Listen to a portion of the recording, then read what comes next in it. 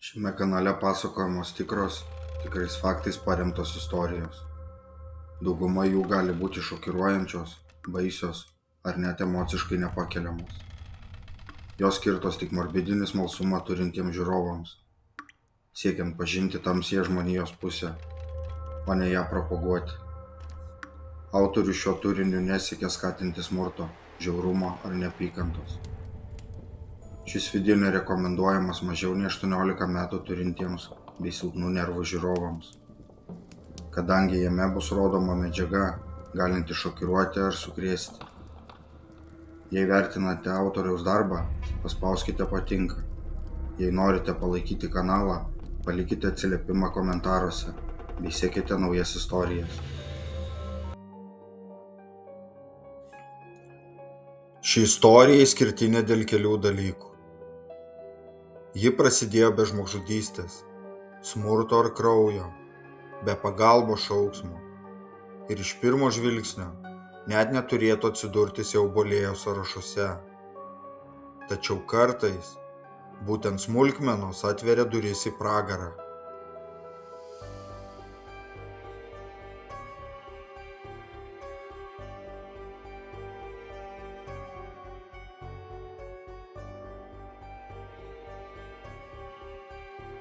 Itin retai žmogus lieka saugiai vienumoje su serijiniu žudiku. Dar rečiau jis gali išgirsti iš jo pačio lūpų apie jo kraują stingdančius planus, išsakytus dar prieš jiems virstant veiksmais. Ir atitinkamai pagrindinis pastato tikslas – įkalinti jauną moterį, kuri man tikriausiai šiuo metu dar nežinoma ir nieko daugiau. Bei praktiškai niekada žmogus neturi galimybės pamatyti, kaip žingsnis po žingsnio psichopatas juos įgyvendina. Tačiau šiandien, išskirtinai jums, morbidinį smalsumą turintiems žiūrovams, siaubo alėja suteiks galimybę patirti viską iš karto.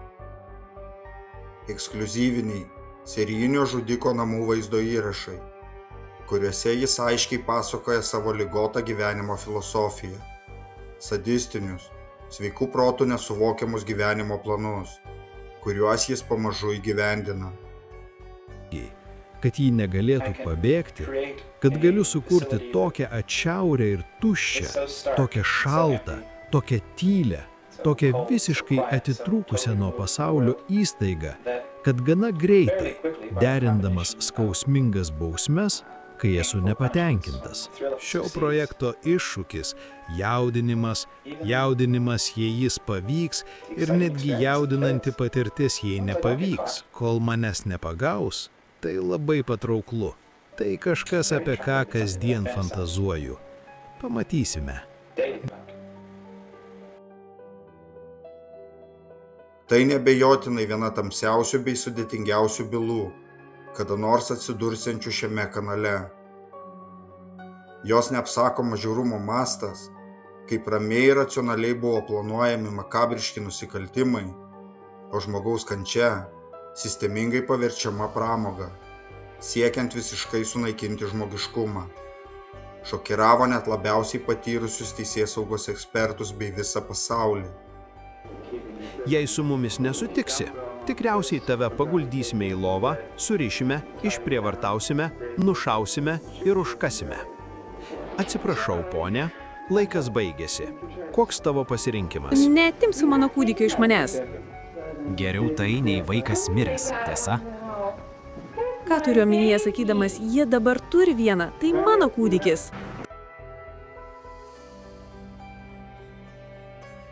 Taigi, jei nesate tikri, jog norite tai pamatyti, dabar būtų pats laikas perjungti šį video.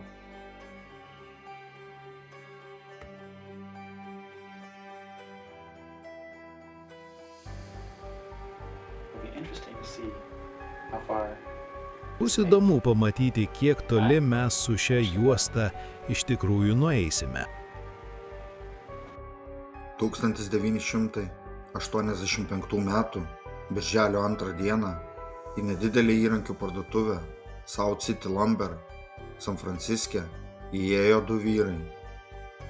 Po kelių minučių parduotuvės savininkas pastebėjo, kaip vienas iš vyrų bando pasišalinti iš parduotuvės su staliniu spaustuvu, už jį nesusimokėjęs. Savininkas bandė sulaikyti vyrą kieme, dedantį įrankį automobilio bagažinę, tačiau šis pabėgo, dėl ko jis iškvietė policiją.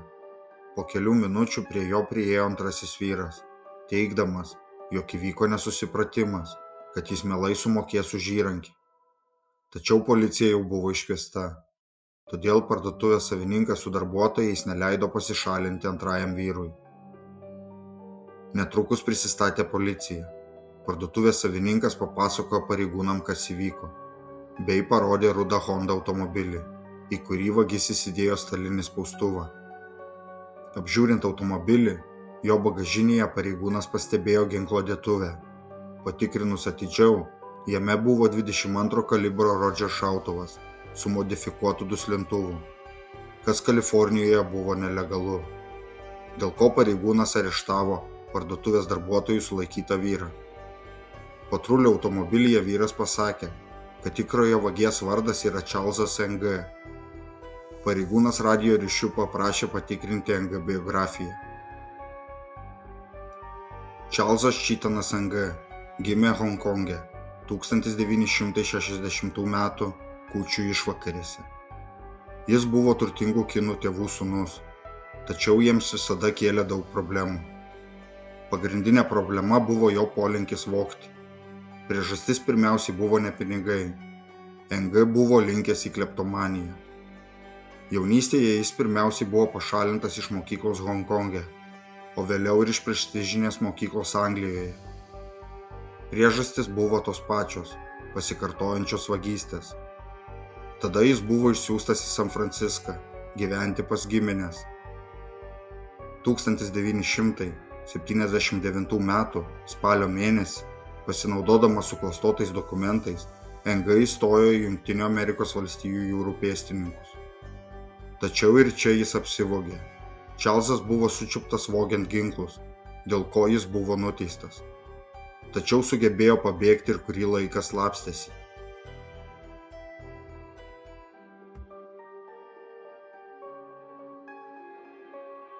Pakeliui į pietų San Francisko nuovadą, parduotuvėje sulaikytas vyras prisistatė Leonard Lake vardu. Leonardas Leikas gimė San Franciske 1946 m. spalio 29 d. Jo tėvas paliko Leiko motiną po jo gimimo. Leiko motina, švelniai tariant, nebuvo itin kukli moteris.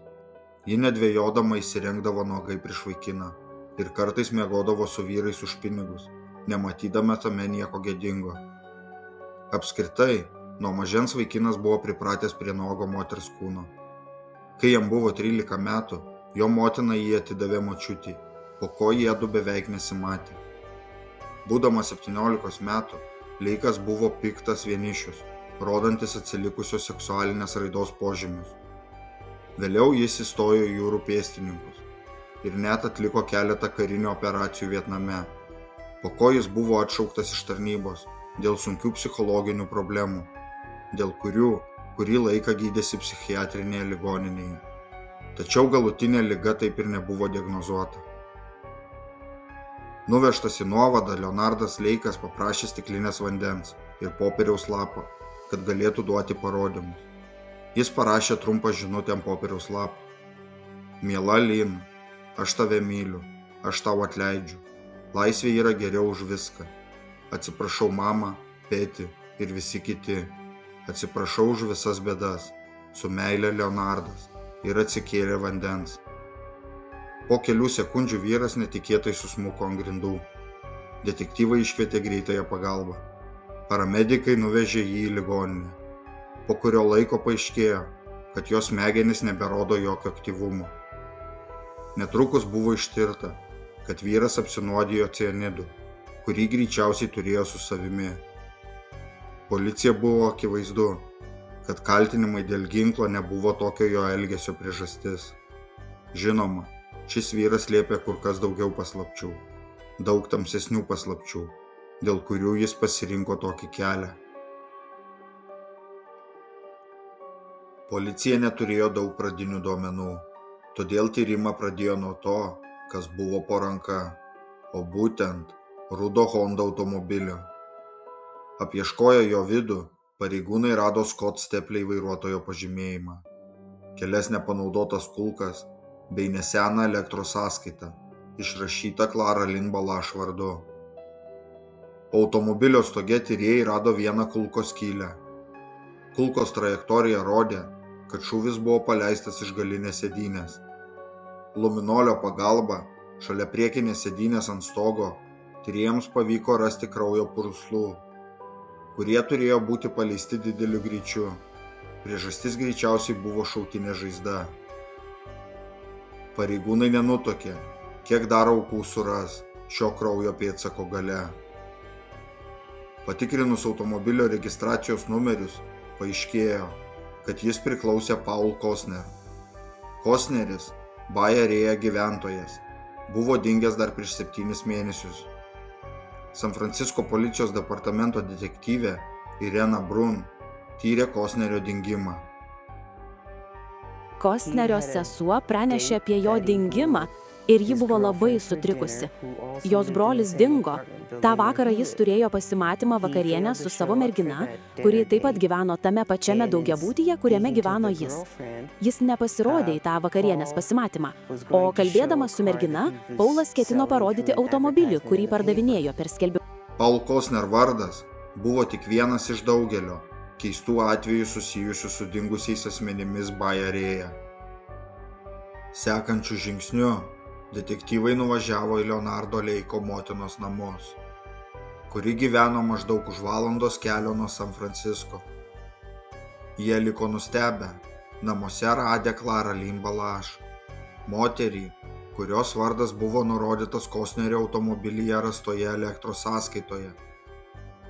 Clara Lynn Balash buvo buvusi Leiko žmona. Jie buvo susituokę 3 metus, tačiau prieš metus išsiskyrė. Detektyvai įtarė, kad ji gali būti moteris, į kurią Leikas kreipėsi savo atsisveikinimo laiške. Jie paklausė Balash, kaip jos vardu išrašyta elektros sąskaita atsidūrė Paulo Kostnerio automobilyje. Balash paaiškino, kad sąskaitoje nurodytas adresas yra namelio, kurį valdo jos šeima, Calaveraso apygardoje, Šiaurės Kalifornijoje adresas, o jame gyvena jos buvęs vyras, Leonardas Leikas. Detektyvai nekantravo apieškoti namelį, tačiau tam reikėjo kratos orderio, dėl ko jie paprašė geranoriško Claros Lynn sutikimo. Balash atsakė, kad šiandien ji per daug užsiėmusi, bet mielai leistų tą padaryti rytoj. Detektyvai sutiko, bei nurodė Balash tuo tarpu nesilankyti valdoje. Kitą rytą detektyvai susitiko su Clara Lynn. Jie liko nustebę, kai jie atvyko su Leiko mama.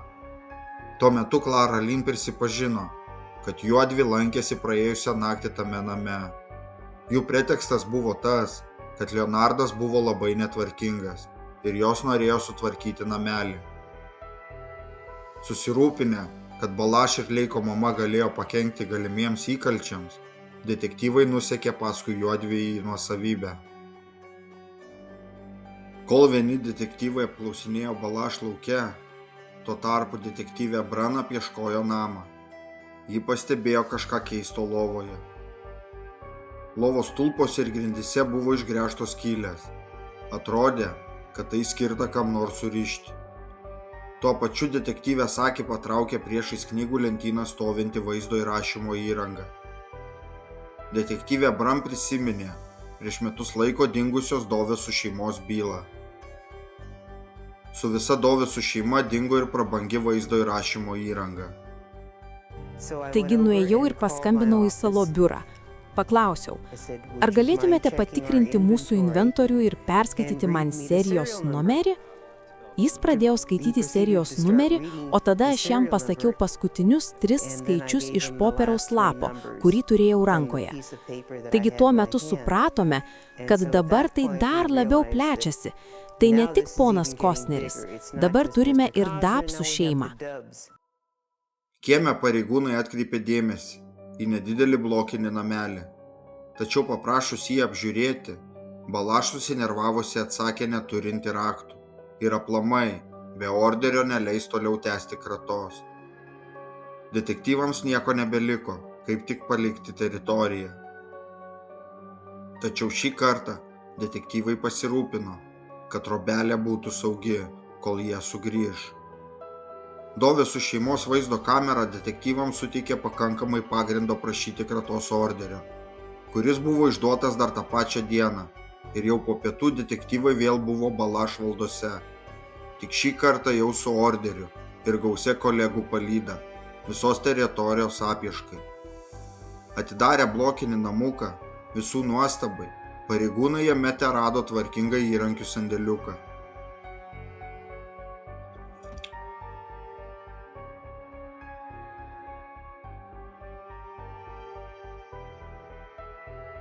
Kiti detektyvai, pasiskirstę po visą Balaš šeimos rezidencijos teritoriją, desperatiškai ieškodami atsakymų, patikrino netoli namelio stovinčio sunkvežimio numerius. Jis priklausė Loni Bondui, Leiko kaimynui.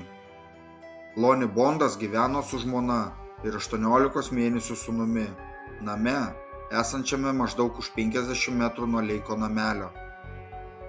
Pareigūnai nuėjo į gretimą namą pasikalbėti su Bondu. Tačiau namuose nieko nerado, o supuvusio maisto dvokas rodė, kad namas tuščias jau kurį laiką, gal net mėnesius. Kitas Leiko sklype rastas automobilis priklausė Robinui Scottui Stepley.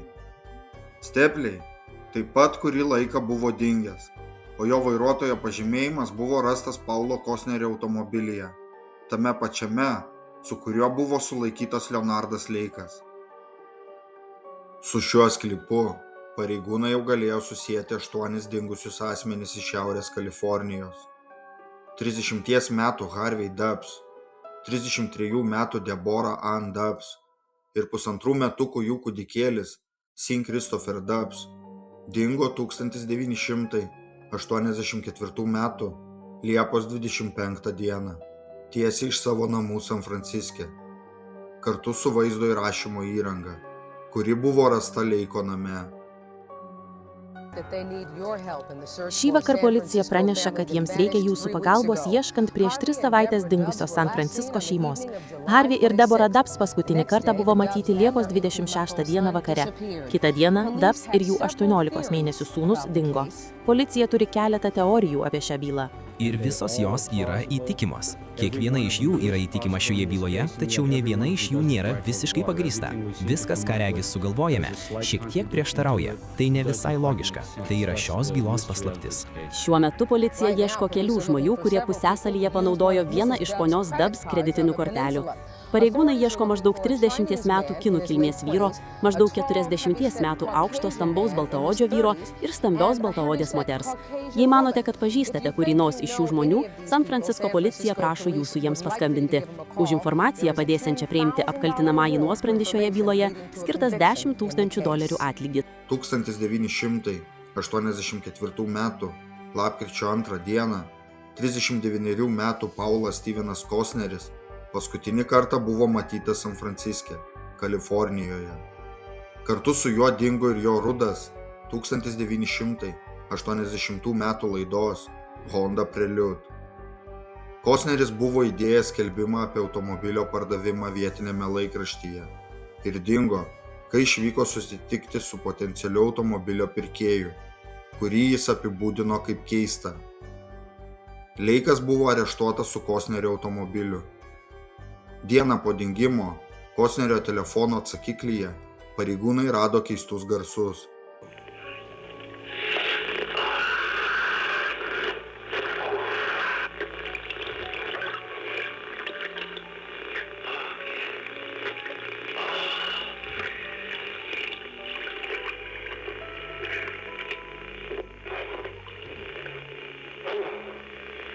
We're gonna make a lot of money, Martin. 1985 metų balandžio 19 dieną dingo 27 metų Lonnie Waynas Bondas vyresnysis. 20 metų jo sugyventinė Brendas Sue O'Connor ir jų 1 metukų kūdikėlis Lonnie Wayne'as Bondas jaunesnysis, bei 26 metų šeimos draugas Robinas Scottas Tepley, kurio vairuotojo pažymėjimas buvo rastas Costnerio automobilyje, su kuriuo ir buvo areštuotas Leonardas Leikas. O Bondo sunkvežimis rastas šalia Leiko namo. Jei jie buvo nužudyti, kaip baiminosi policija, galbūt jų kūnai buvo palaidoti sklype. Tyrėjai suintensyvino paiešką. Į pagalbą buvo pasitelkti kinologų šunys, lavonų ieškotojai, žinomi dėl savo aštrios uoslės. Jau netrukus vienas iš šunų rado kaulo gabalą. Įvykio vietoje dirbę pareigūnai iš karto suprato, kad tai ne gyvūno kaulas. Radus žmogaus palaikus, tai, kas buvo dingusių asmenų byla, akimirksniu tapo žmogžudystės tyrimu. Balaš valda buvo paskelbta kaip nusikaltimo vieta. Tyrėjai subūrė darbo grupę namui ir visam aplinkiniam turtui ištirti. Kadangi diena ėjo į pabaigą, visa teritorija buvo aptverta. Gausios tyrėjų pajėgos su nerimu laukė kitos dienos.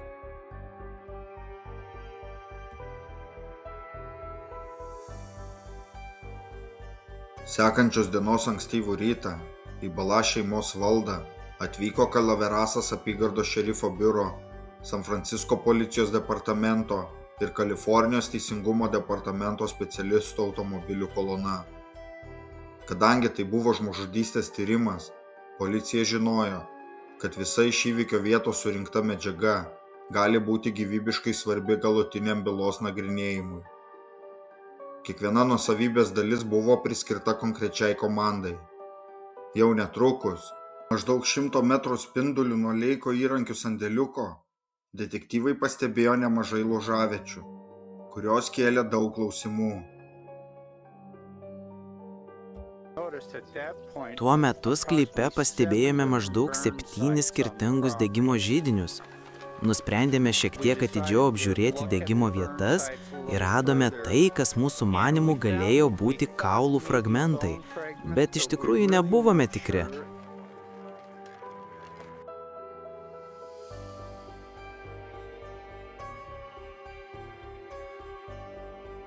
O šalimais esančioje proskynoje pareigūnai rado tranšėją su biria žeme.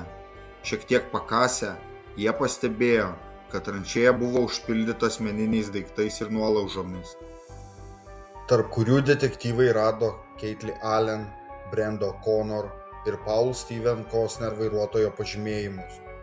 Taip pat buvo rasti ir Scott Tepley darbo marškinėliai. Įtampa tvyrojo ore. Byla plėtėsi su kiekviena minute. Kiekviena saga, užtrauktukas, net papuošalai, viskas, kas buvo iš ten išnešta, buvo perduota įrodymų rinkimo pareigūnui, kuris paėmė kiekvieną daiktą ir atskirai nufotografavo. Ir kalba eina apie 100 daiktų. Viskas, kas buvo iškasta iš sklypo, buvo potencialūs įrodymai. Visi daiktai buvo surinkti ir išsiųsti į Kalaveraso apygardos šerifo biurą. Jie buvo kruopščiai sukataloguoti. Tyrėjai tikėjosi, kad kažkur šioje didžiulėje įrodymų kolekcijoje jie ras užuominą, kuri atskleis Leiko sklype paslėptas paslaptis.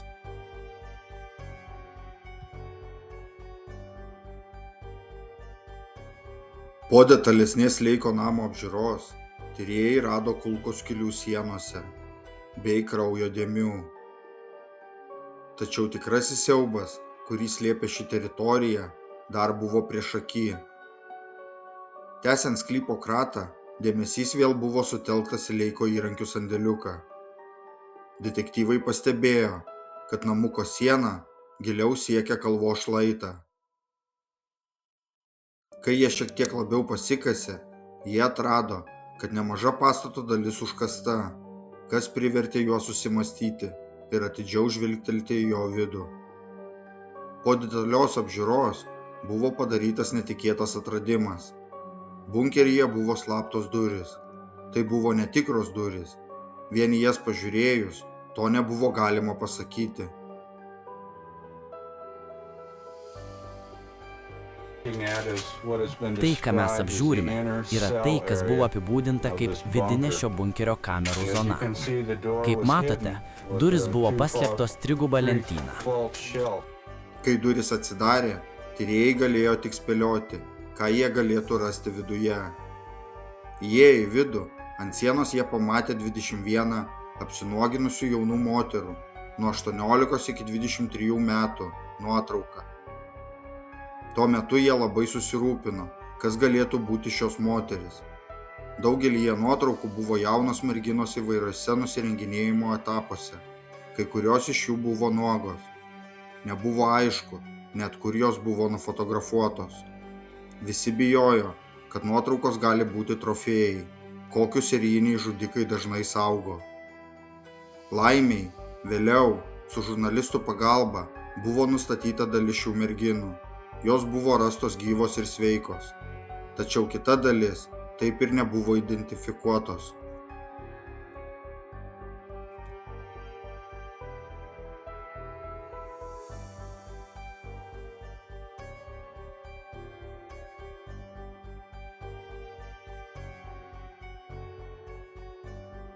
Detektyvai taip pat rado Leonardo Leiko dienoraštį. Jame jis aprašinėjo romaną Kolekcionierius. Šis tapo katalizatoriumi nukrypusioms fantazijoms, kurios formavo jo saugusiojo gyvenimą. Kolekcionierius yra šiurpi istorija apie obsesyvų jaunuolį, drugelių kolekcionierių, izoliuotą nuo pasaulio, kuris susitelkė jauną moterį, vardu Miranda.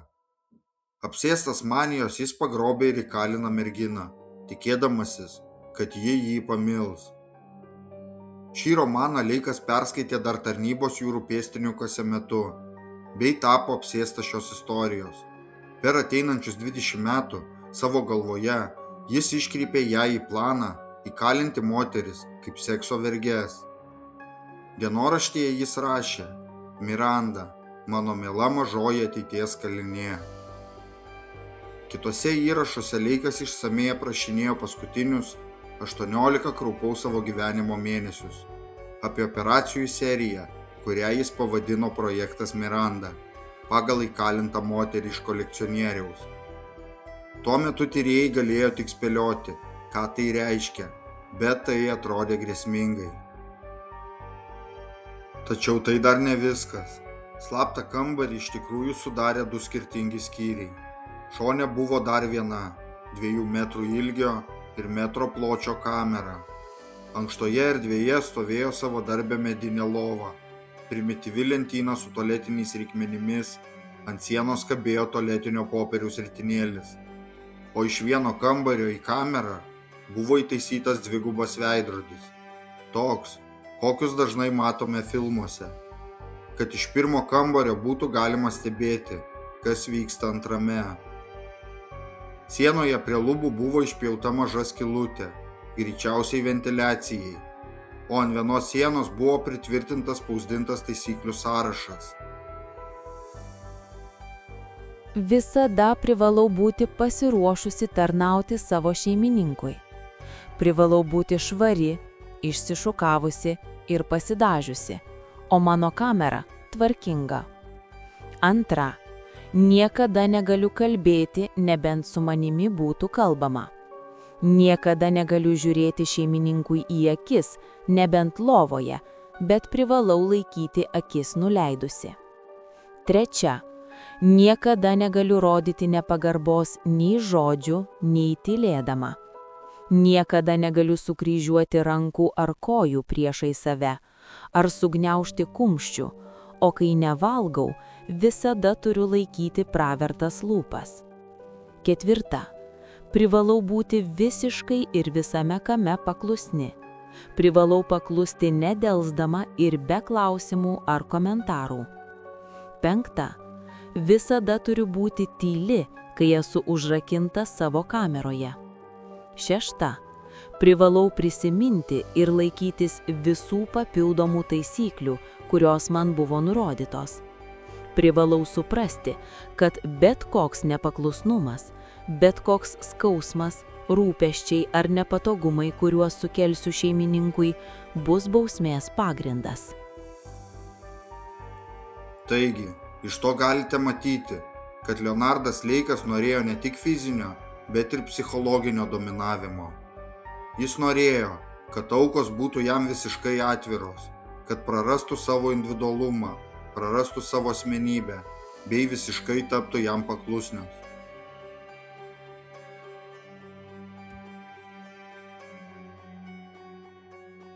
Detektyvai pastebėjo, kad durų vyriai yra sulenkti, tiek viršuje, tiek apačioje, nuo akivaizdaus spaudimo iš vidaus, kai durys stumiamos į išorę, bandant jas atidaryti.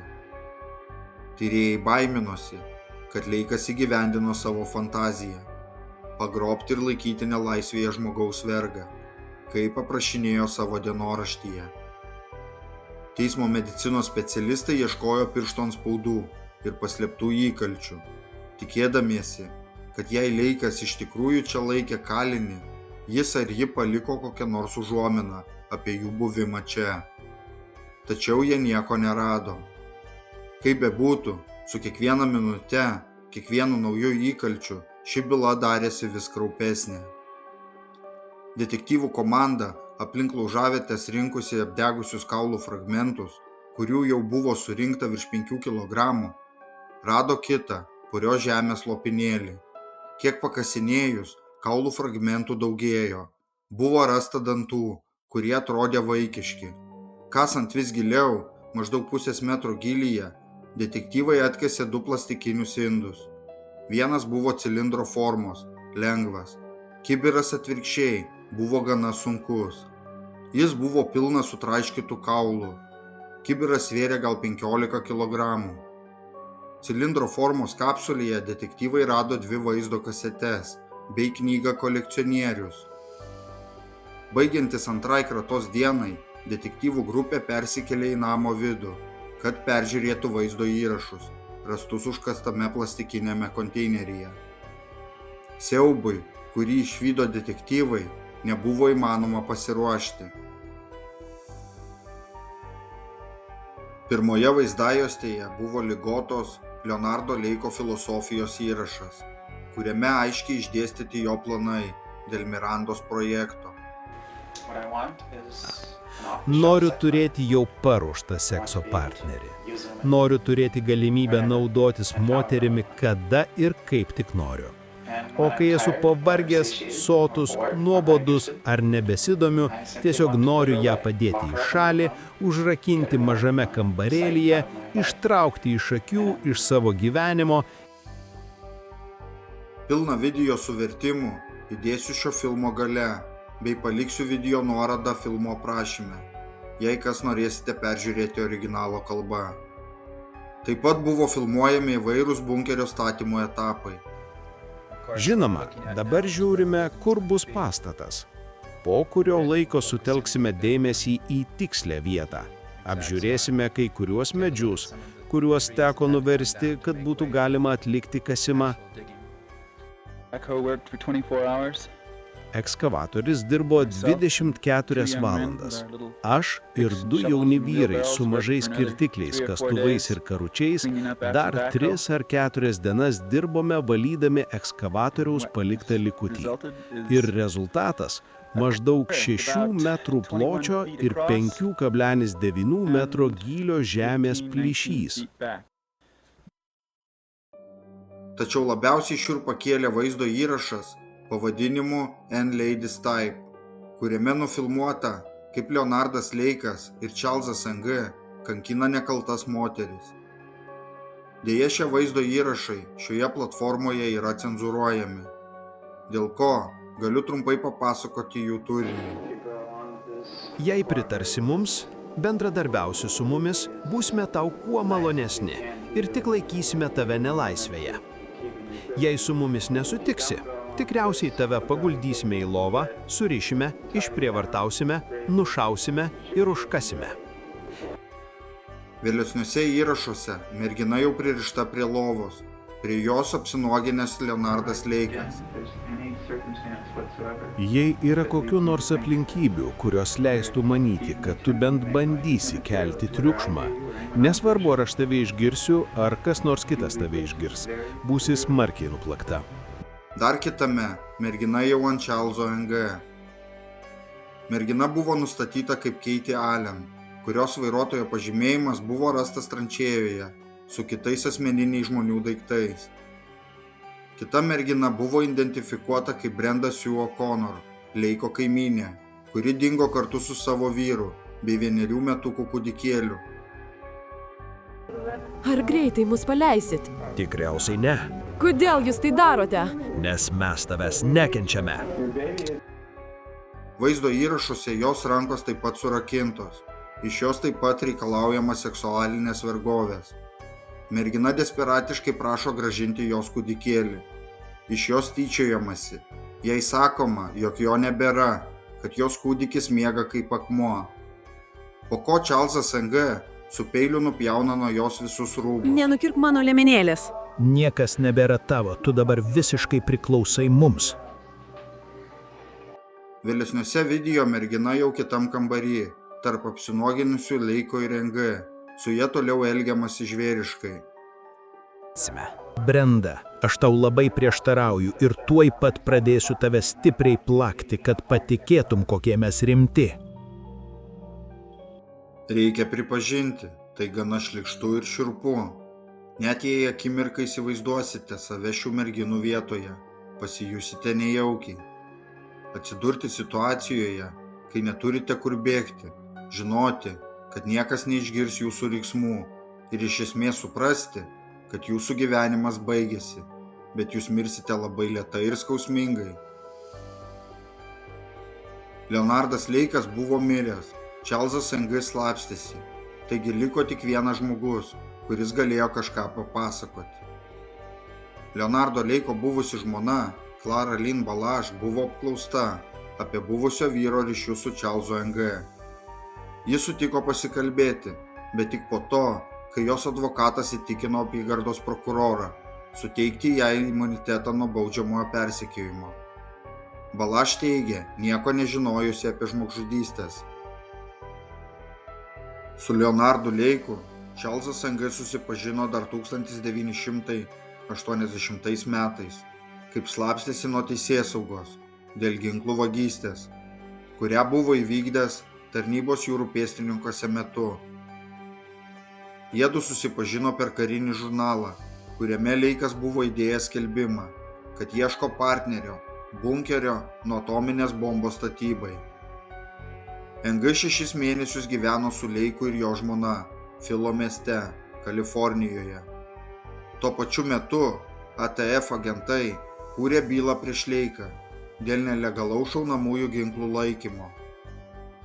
1981 m. pavasarį jie suėmė Leiką ir Ng. Leikas buvo paleistas už užstatą, tuo tarpu Ng buvo grąžintas į kalėjimą atlikti bausmės, kurią buvo gavęs dėl ginklų vagystės. Ng buvo paleistas iš kalėjimo 1984 metais ir iš karto grįžo iš San Francisko įlankos regioną. Oro uoste jį pasitiko Clara Lynn Balash. Taip jis ir vėl prisijungė prie savo draugo Leonardo Leiko. FTB įtraukė Čarlzą Ng į labiausiai ieškomų asmenų 10-tuką. Plečiantis tyrimui, kūnų skaičius Kalaverasas apygardoje toliau augo. Leonardo Leiko dienoraštis, jį analizavusius detektyvus atvedė prie dar 2 aukų. Maždaug už 2 kilometrų nuo Leiko namuko, miške, buvo rasti, kaip vėliau buvo nustatyta, Lonnie Bondo vyresniojo ir Scott Stepley kūnai. Jų rankos buvo surakintos antrankiais. Ekspertų manymu, jie buvo paleisti miške, po ko sumedžioti pramogai. Teismo medicinos ekspertizė parodė, kad Scottui Stepley dar prieš jį nužudant buvo išmušti visi dantis. Kasinėjimai sklype tęsėsi, tam buvo pasitelkta ir sunkioji technika, aukų skaičius augo. Netoli vištidės už namelio buvo atkasti dar vieni žmogaus, kaip vėliau buvo nustatyta, Randy Jacobsono palaikai. Jis buvo Leonardo Leiko draugas. Per pirmas 3 savaitės buvo rasti jau 8 atpažįstami žmonių palaikai, apie 25 kg kaulų fragmentų, tarp kurių buvo dantų bei pieninių dantukų, kas rodė, kad tarp aukų buvo mažiausiai vienas vaikas.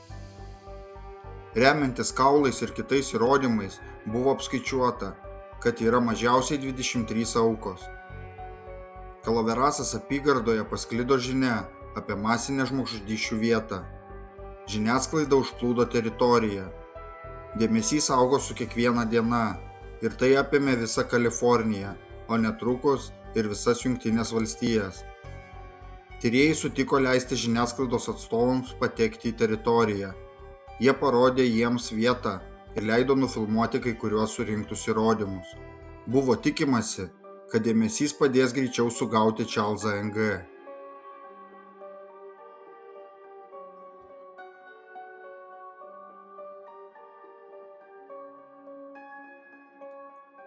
Tyrėjai baiminosi, kad niekados nesužinos visos Kalaveraso apygardos žmogžudysčių istorijos, jeigu jiems nepavyks sugauti Čarlzo Ng. Ironiška, kad tos pačios klaidos dėka, dėl kurios prasidėjo šis tyrimas, 1985 metų Liepos 7 dieną, prabėgus kiek daugiau nei mėnesiui nuo jo pradžios, Čarlzas Ng pagaliau buvo teisėsaugos rankose. Apsaugos darbuotojas susidūrė su jauno azijiečiu vyru, kai šis į kuprinę įdėjo vogtas prekes Kalgario universalinėje parduotuvėje, Kanadoje. Apsaugos darbuotojui grumiantis su vagim, jam buvo šauta į ranką. Vis dėlto, jam pavyko atimti ginklą iš šaulio rankų ir sulaikyti jį, kol atvyko policija. Čarlzas Ng buvo sučiuptas ir jam pateikti kaltinimai dėl pasikėsinimo nužudyti, apiplėšimo ir šaunamojo ginklo laikymo. Žinia apie Ng areštą Kanadoje netrukus pasiekė šerifo biurą Kalaveraso apygardoje. San Francisko policijos inspektorius Edas R. Delacas nekantravo apklausti įtariamąjį. Jis nuskrido į Kalgarį, kur Ng buvo laikomas griežto režimo kalėjime. Kalgerio sulaikymo centre praleidome nemažai valandų su Čarlzu. Nors jis su mumis kalbėjosi, dauguma jo atsakymų buvo 1 ar 2 žodžių atsakymai, labai mažai dialogo ir daugiausia neigimas. Būtume galėję kalbėti apie daugelį dalykų, jei jis būtų norėjęs su mumis apie tai pasikalbėti, bet tai neįvyko. Ng inspektoriui ir Delacui prisipažino, kad padėjo Leikoje atsikratyti Lonnie Bondo ir Scott Stepley kūnų, kitą dieną po jų nužudymo. Tačiau, jo teigimu, jokiuose nužudymuose jis pats nedalyvavo. Kalaverasas apygardoje, apygardos prokuratūra, Ng apkaltino 12 pirmojo laipsnio žmogžudystės atvejų, todėl prokuratūra galėjo siekti mirties bausmės. Tačiau Ng pabėgimas į Kanadą sukėlė didelę kliūtį.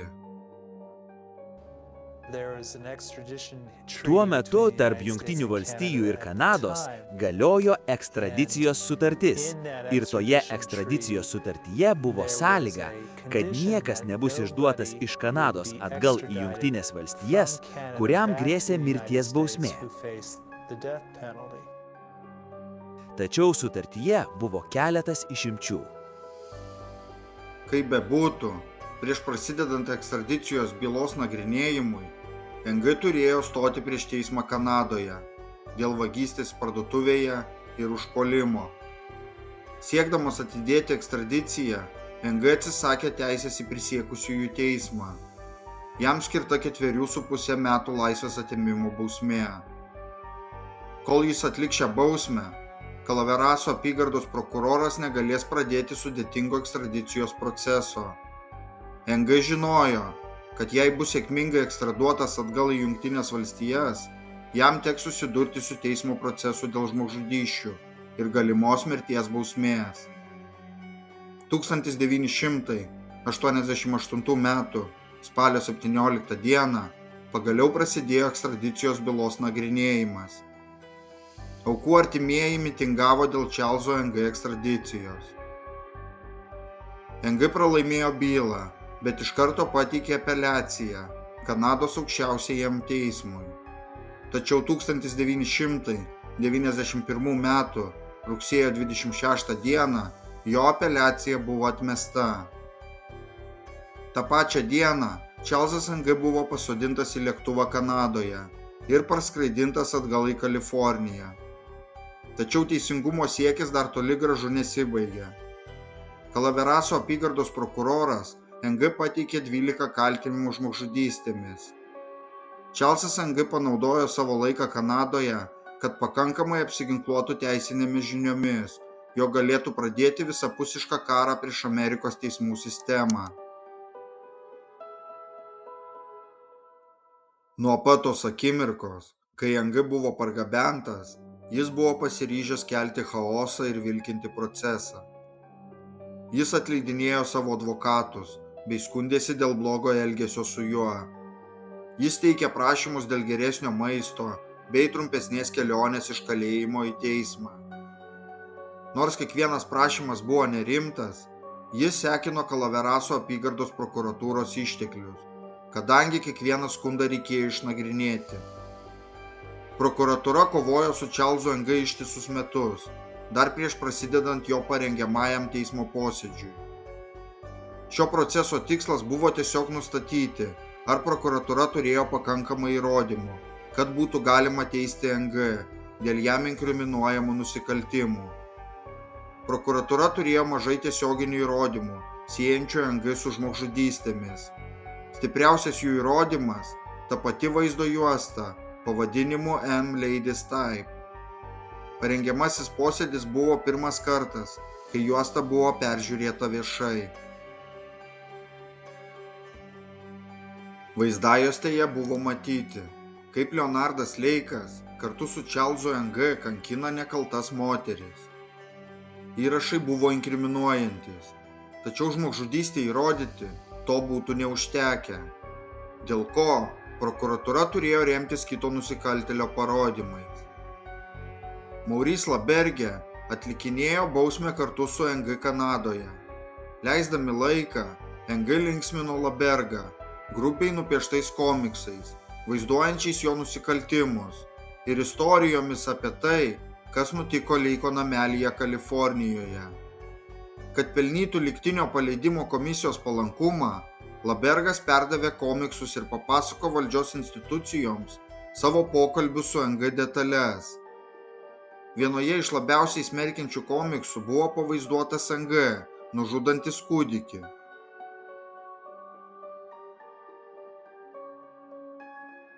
Kituose galima matyti, kaip jis su Leiku degina dar gyvų žmonės, kurie rėkia iš skausmo.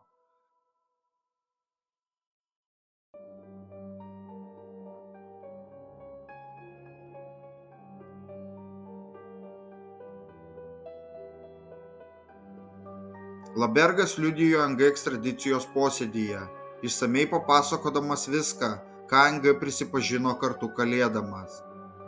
LaBergo parodymai buvo pateikti kaip įrodymas. 1992 m. lapkričio 13 d. teismas nustatė pakankamą pagrindą teisti Čarlzą Ng dėl 12 žmogžudysčių. Prokuratūra manė, kad byla bus išnagrinėta ir baigta per ateinančius metus ar 2, tačiau taip nenutiko. Dabar, kai Ng žinojo, kad stos prieš teismą už savo nusikaltimus, jis desperatiškai bandė bet kokiu įmanomu būdu vilkinti bylos nagrinėjimą. Jis pateikė prašymą, teigdamas, kad teismo paskirtas advokatas yra nekompetentingas. Jam pavyko jį atleisti, o teismas paskyrė jam naują advokatą. Bylos medžiaga užėmė pilnai pakrautą 12 metrų sunkvežimį, kuris susidarė iš 100 dėžių su įrašais, kuriuose užfiksuoti 8 bylos tyrimo metai. Liudytojų parodymai, tyrimo, medicinos ir policijos ataskaitos, bei tūkstančiai įrodymų nuotraukų. Naujai paskirtas Ng advokatas, Williamas Kelly, paprašė ir gavo 2,5 metų savo kliento bylai parengti. Prokuratūros ir gynybos advokatams baigiant pasirengimą teismui, Ng vėl bandė atidėti procesą, tačiau teisėjas Jonas Reinas sustabdė jo taktiką. Byla pagaliau buvo perduota teismui. Per šį laiką prokuratūra patyrė skaudžią netektį. Automobilio avarijoje žuvo jų pagrindinis liudininkas Maurice Laberge. Jis buvo vienintelis asmuo, kuriam NG prisipažino padaręs nusikaltimus. Per šį ilgą ir sudėtingą bylos tyrimo bei teismų procesą ir iki pat šios dienos buvo nustatyta. Pirmoji Leonardo Leiko auka tapo 31 metų Donaldas Stevenas Leikas, protiškai neįgalus jo jaunesnysis brolis. 1982 metų gruodį Leonardas paprašė Donaldo atvykti pas jį padirbėti namų prižiūrėtojų. Donaldas daugiau niekada nebuvo matytas. Kaip jis buvo nužudytas, išlieka paslaptis. Tačiau Leonardas Leikas kurį laiką naudojo Donaldo tapatybę bei išgrynindavo jo neįgalumo čekius. Manoma, Leikui reikėjo pinigų bunkerio statybos pradžiai. Čarlzas NG tuo metu atlikinėjo bausmę už ginklų vagystę. 1983 metų gegužės 20 dieną Leikas pakvietė 34 metų Čarlzą Donaldą Gunnarą keliauti automobiliu į Las Vegasą.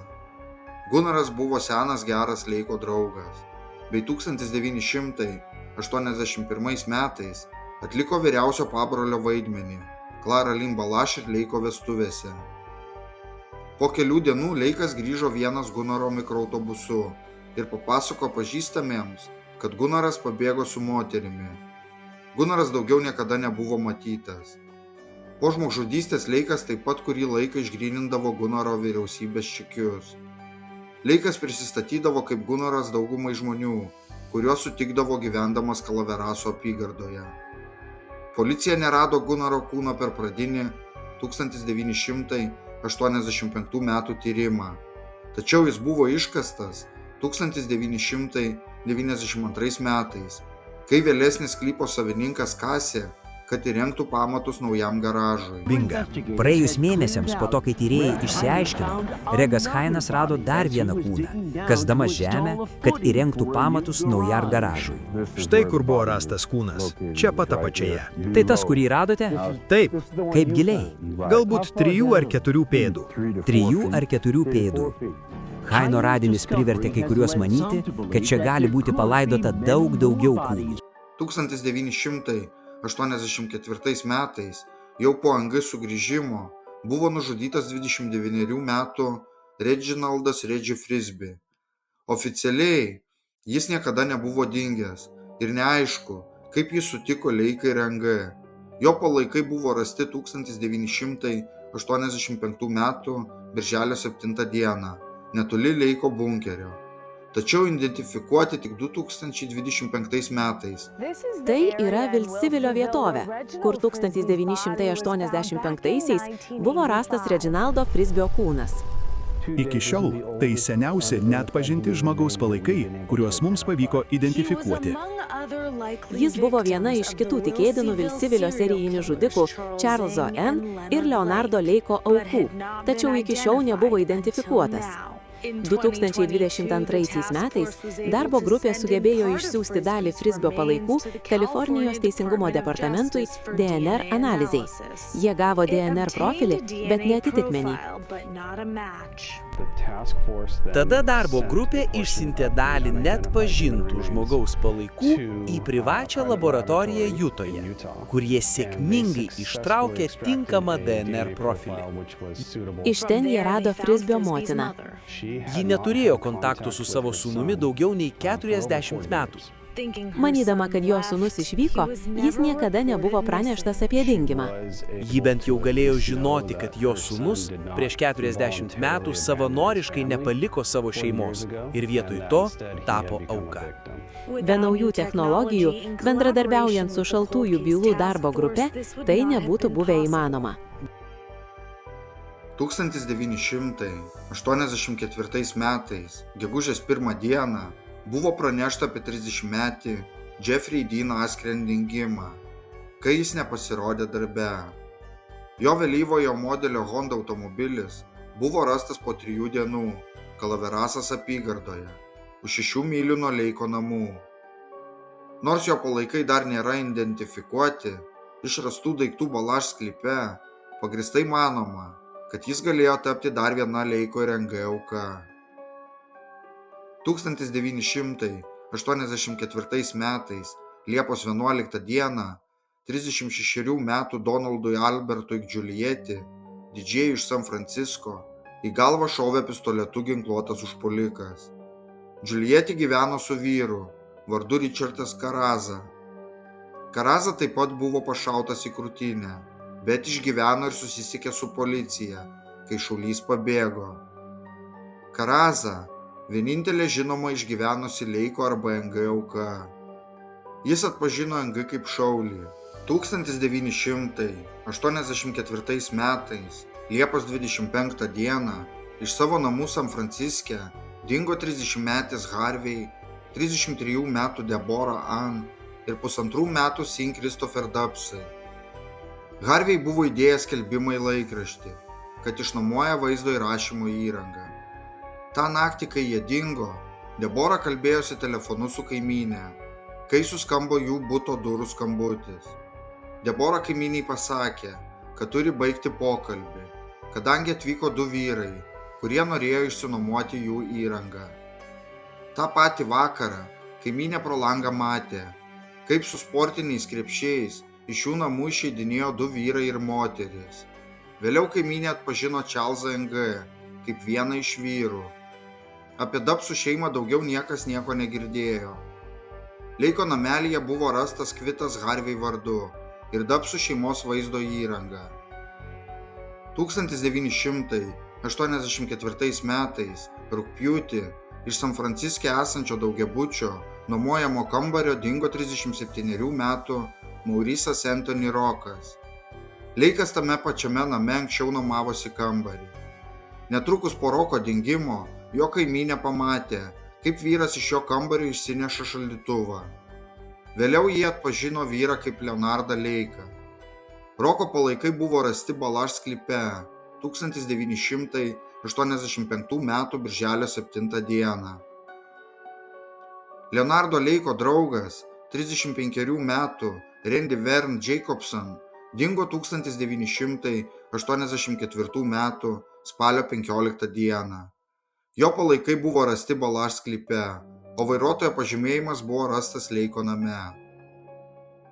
39 metų Paulas Stevenas Kostneris dingo 1984 metais, lapkričio 2 dieną, kai išvyko susitikti su potencialiu automobilio Honda Prelude pirkėju, kurį jis pardavinėjo per skelbimą laikraštyje.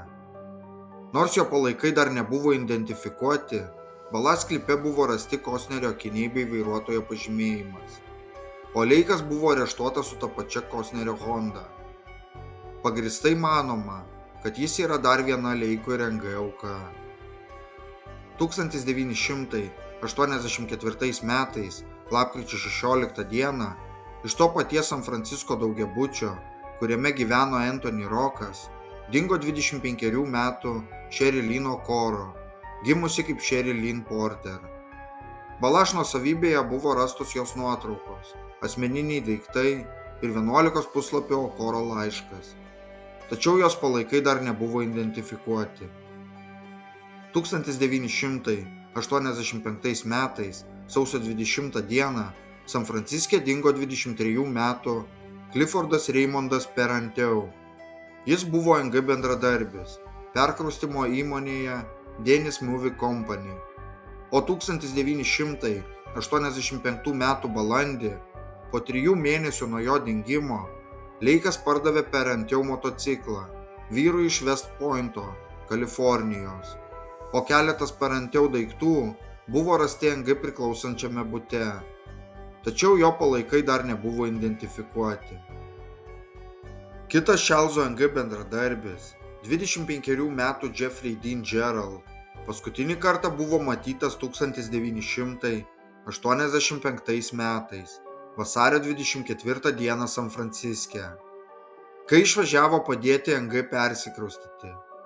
Tačiau jo palaikai dar nėra identifikuoti. 1985 metais, balandžio 12 dieną, 22 metų Michaelas Seanas Carrollas kuris tarnavo su NG Fort Leavenworth'e, ir jo 18 metų mergina, Caitlin Elizabeth Allen, leido laiką Milpitaso motelio kambaryje. Apie 22 valandą Kevilas pasakė Allen, kad turi trumpam išvykti. Daugiau jo niekas nematė. Balandžio 15 dieną Caitlin sulaukė telefono skambučio į savo darbovietę. Jai buvo pranešta, kad Kerolas yra Tahajo ežere ir yra sužeistas. Ji nedelsdama pasakė savo viršininkui, kad turi išvykti, ir paskutinį kartą buvo matyta lipantį į rudą Honda Prelude, kurio vairuotoją vėliau atpažino jos viršininkas kaip Leonardą Leiką. Allen pasirodė vaizdo įraše M. Ladies Type, rastame Balaš sklype, o paskutinis jos atlyginimas buvo išsiųstas į miestelį netoli jo. Caitlin buvo kalinama Leiko bunkeryje, prievartaujama ir kankinama, o galiausiai užmušta. Kerolas taip pat buvo paminėtas vaizdo įraše, o jo vairuotojo pažymėjimas buvo rastas Leiko namuose. 1985 m. balandžio 19 d. dingo 27 metų Lonnie Waynas Bondas, 20 metų jo sugyventinė mergina Brenda Sue O'Connor, jų sūnus, 1 metukų Lonnie Waynas Bondas jaunesnysis, bei 26 metų šeimos draugas Robinas Scottas Stepley. Lonnie vyresniojo ir Stepley kūnai buvo rasti palaidoti negiliame kape, miške, maždaug už 2 kilometrų nuo Leiko bunkerio. Jų rankos buvo surakintos antrankiais. Teismo medicinos ekspertizė parodė, kad jie buvo nukankinti. Stepley buvo išmušti visi dantis. Po ko, kaip manoma, jie buvo paleisti į mišką bei sumedžioti pramogai. Lonnie jaunesnysis niekada nebuvo rastas. O'Connor buvo mergina iš M. Lady Type. Ja kurį laiką NG su Leiku kalino bunkeryje, prievartavo ir kankino, kol galiausiai nužudė. Jos palaikai rasti šalia Leiko namuko, tačiau identifikuoti tik 2025 metais. Turime naujų įvykių dėl masinės žmogžudystės įvykusios 1985 metais Calaveras apygardoje. Atpažinti dar vienos aukos palaikai. Apygardos neišaiškintų bylų darbo grupė identifikavo Brendos O'Connor palaikus. Atpažinus O'Connor palaikus, šerifo kapeliono tarnyba trumpai tylėjo, o tada jos palaikai buvo grąžinti šeimai. Vilsivylio serijiniai žudikai Charlesas Eng ir Leonardas Leikas buvo atsakingi už siaubingą kankinimų ir žudynių siautėjimą 90-ojo dešimtmečio viduryje. Tyrėjai teigia, kad Leikas nusižudė po to, kai buvo areštuotas už vagystę parduotuvėje San Franciske. Calaveras apygardos neišaiškintų bylų darbo grupė teigia, kad toliau dirba, kad nustatytų daugiau aukų. Ką ketinate daryti, mus nužudyti? Na, tai iš esmės priklauso nuo jūsų, Brenda. Viskas gerai, Leonardai. Niekas čia negyveno mylių spinduliu. Mano vaikas! Mano vaikas! Ne! Planuoju pastatyti sulaikymo kamerą. Vietą tokią atšiaurę, tokią tuščią, taip visiškai atitrūkusią nuo pasaulio, kad galėčiau ją priversti bendradarbiauti. Gali verkti, rėkti kaip ir visi kiti. Tai nieko nepakeis. Mes esame gana šaltaširdžiai. Teismo metu prokurorai iškvietė maždaug 75 liudytojus bei pateikė apie 200 įrodymų, patvirtinančių kaltinimus Charlesui NG. Jo advokatas viso teismo metu mažai naudojo NG vardą.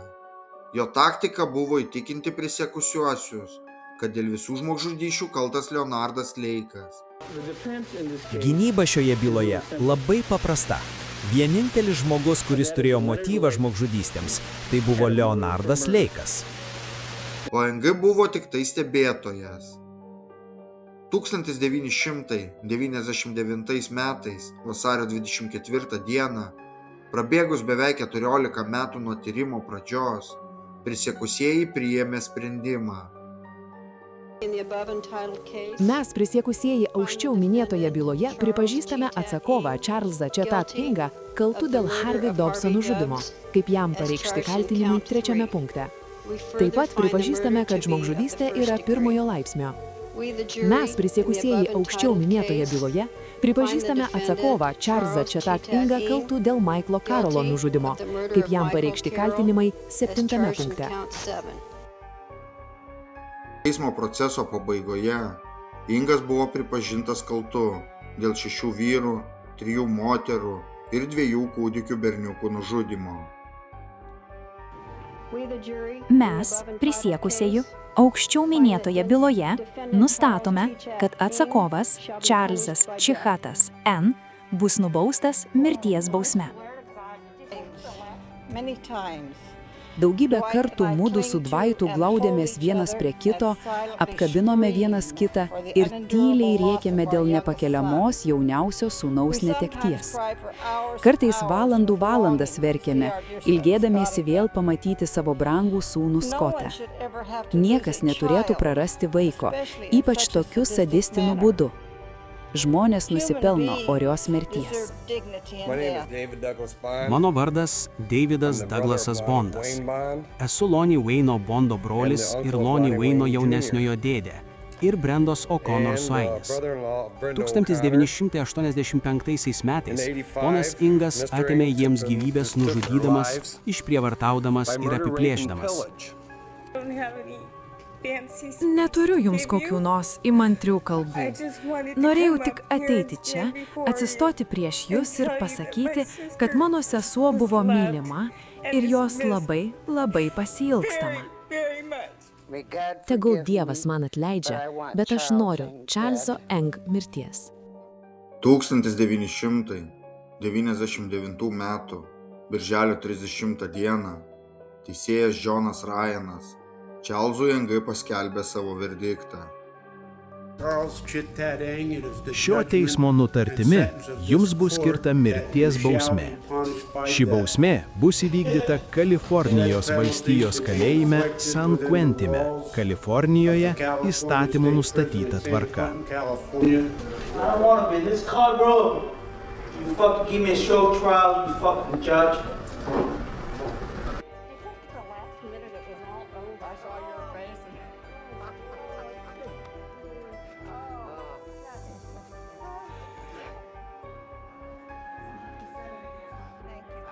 Jaučiuosi be galo laimingas, nes tai įvyko. Po 14 metų ir 2 savaičių pagaliau viskas baigėsi. Tegul teisėjas atlieka savo darbą ir tada mes čia. Teisėjas patvirtino mirties bausmę ir dabar esu įsitikinusi, kad jam teks sumokėti už mano sūnaus nužudymą.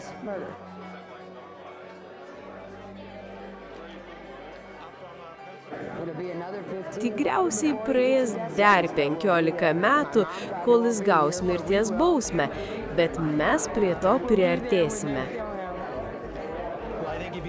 Na, manau, jei turite kantrybės, tai veikia. Baudžiamojo teisingumo sistemai reikia turėti kantrybės ir suprasti, kad ją valdo žmonės. Ir manau, kad tai gera sistema, jei tik turite kantrybės. 2025 metų duomenimis Enga tebelaukia mirties bausmės įvykdymo. Nuo 2006 metų Kalifornijoje nebuvo įvykdyta nė viena mirties bausmė. Leonardo Leiko ir Čarlzo Engai istorija tai ne tik pasakojimas apie 2 žudikus. Šis pasakojimas apie tai, kaip fantazijos, maitinamos neapykanta, kontrolės troškimas ir visiškas empatijos nebuvimas gali virsti realybę. Jie nebuvo mitai, ne pabaisos iš siaubo filmų. Tai buvo žmonės, kurie pasirinko kitus matyti ne kaip gyvas būtybės, o kaip objektus eksperimentams, skaičius ar įrašus juostose. Šios bylos siaubas slypi ne vien jų padarytose nusikaltimuose, bet ir suvokime, kad dalis aukų iki šiol neturi vardų. O visos istorijos dėja mes greičiausiai ir nesužinosime. Tai priminimas, kaip plona riba skiria civilizaciją nuo chaoso, ir kodėl šios istorijos turi būti pasakojamos. Ne dėl sensacijos, o tam, kad nebūtų kartojamos.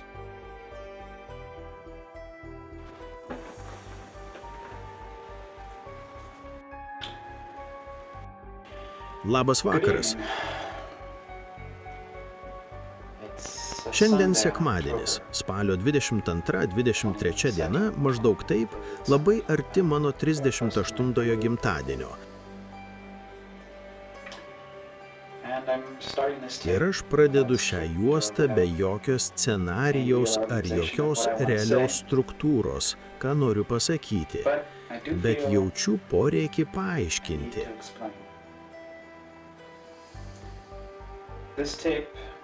Ši juosta, tai ką dabar girdite, bus įžanga į įvairius pastato statybos etapus, kuris, tikiuosi, bus pirmasis iš požeminių pastatų serijos. Pastatas bus daugiafunkcis, jis tarnaus kaip įrankių kambarys ir sandėlis daugybei vertingų ir naudingų daiktų, bet ne ypač skubiai naudojamų daiktų, kurie turėtų būti name.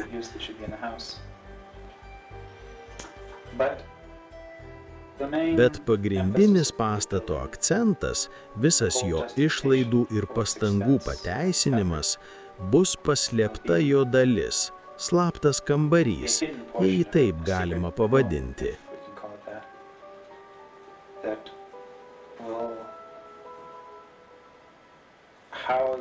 Kuriame bus celė. Šį žodį vartojau savo diskusijose šią temą. Kalėjimų kamera, jei norite.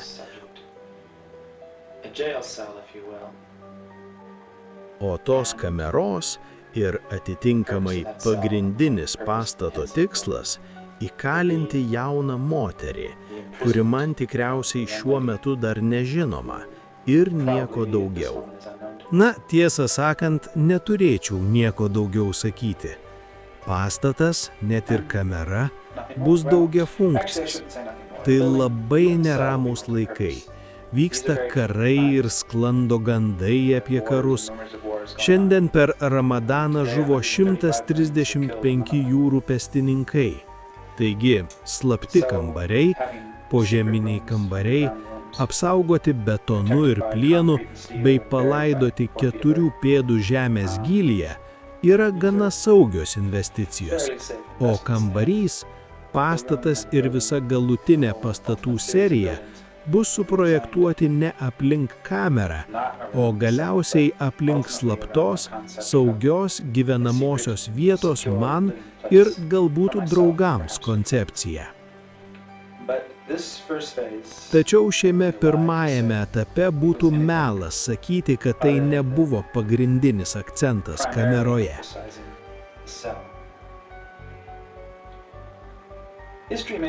Istorija gali būti nuobodi. Palikuonims gali mažiau rūpėti šį juostą, mažiau rūpėti tai, ką aš noriu pasakyti. Tiesą sakant, nesu tikras, kam noriu parodyti šią juostą ir ar aplamai kada nors ją kam nors parodysiu. Bet visiems, kuriems tai įdomu, visiems, kuriems reikia mano pateisinimų ir racionalizacijų, kodėl norėčiau įkalinti ir iš tikrųjų pavergti jauną moterį, tai reikia atidžiai į mane pažvelgti. Esu realistas. Man 38 metai, esu šiek tiek putlus, neplaukuotas ir prarandu tai, kas dar likę šiek tiek. Neįtin traukia moteris, arba tiksliau sakant, netraukia moterų. O visų tradicinių magnetų, pinigų, pozicijos, galios neturiu.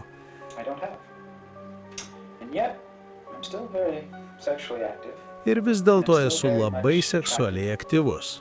Ir mane vis dar labai traukia tam tikro tipo moterys, kurios beveik pagal apibrėžimą manimi visiškai nesidomi. Purvinas, senis, iškrypėlis. Mane traukia jaunos moterys, kartais net per jaunos.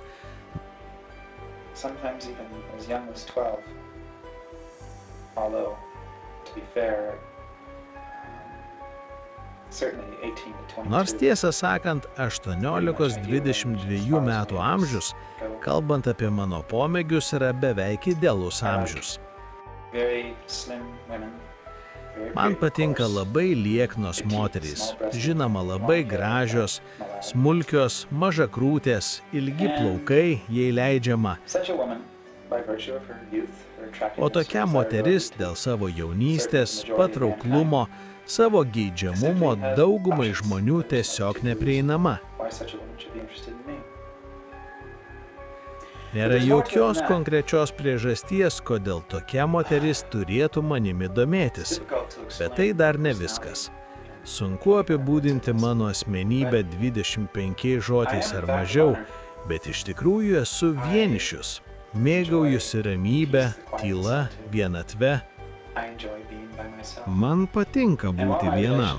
Ir nors mano santykiai su moterimis praeityje buvo seksualiai sėkmingi, socialiai jie beveik visada būdavo nesėkmingi.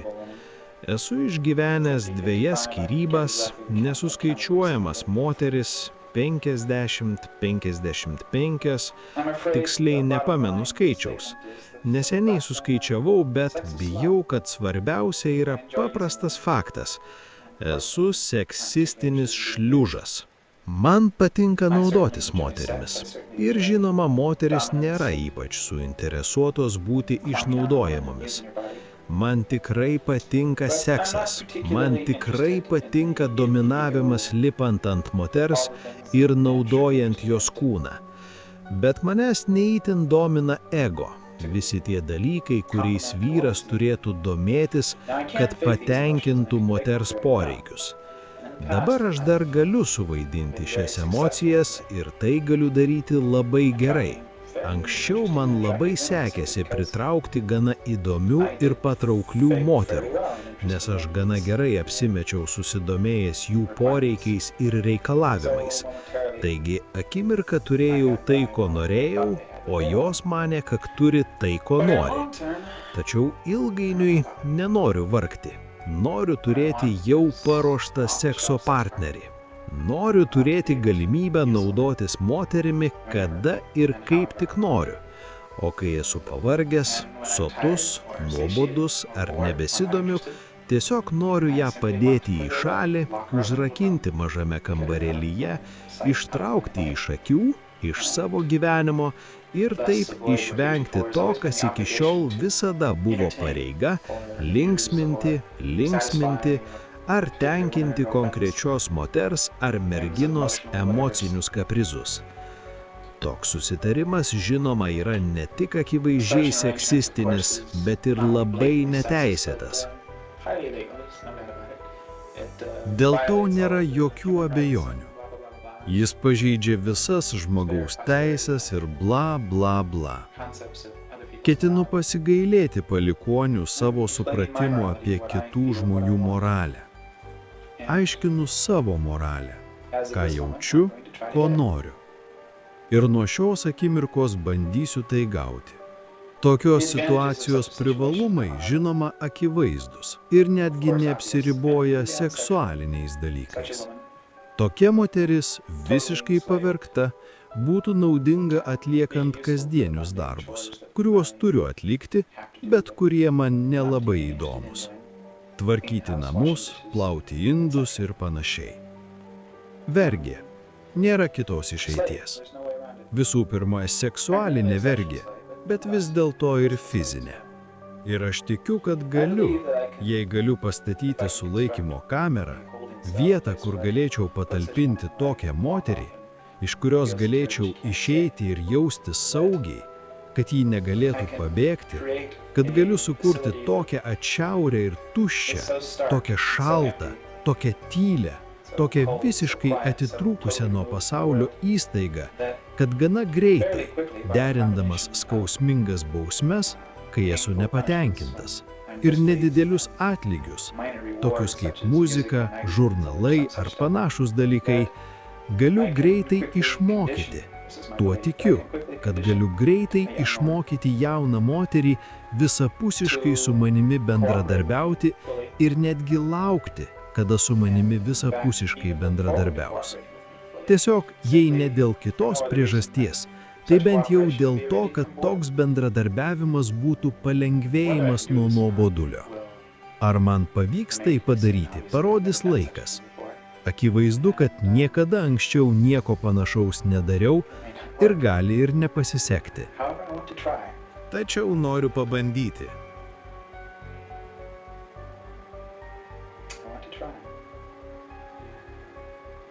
Noriu pabandyti. Šio verslo kaina bus milžiniška. Kalbame apie $5,000, $1,000 pamatams, $2,000 plytoms, $100 elektriniai įrangai, žemę iškasti, daugybę išlaidų.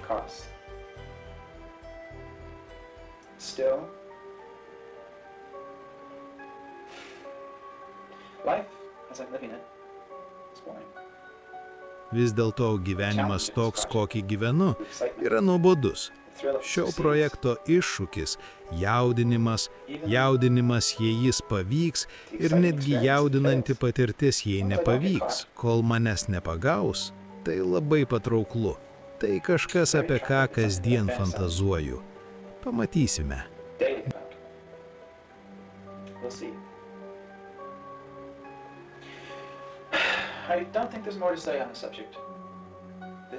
Nemanau, kad yra ką daugiau pasakyti šią temą. Tikiuosi, kad tai taps istorija. Nuo rytojaus mes pradedu valyti žemę. Pasamdžiau vyrą su grandininiu pjūklu, kad atvažiuotų ir nupjautų keletą medžių. O rytoj vakare atvyks ekskavatorius ir aš pradėsiu kasti žemę.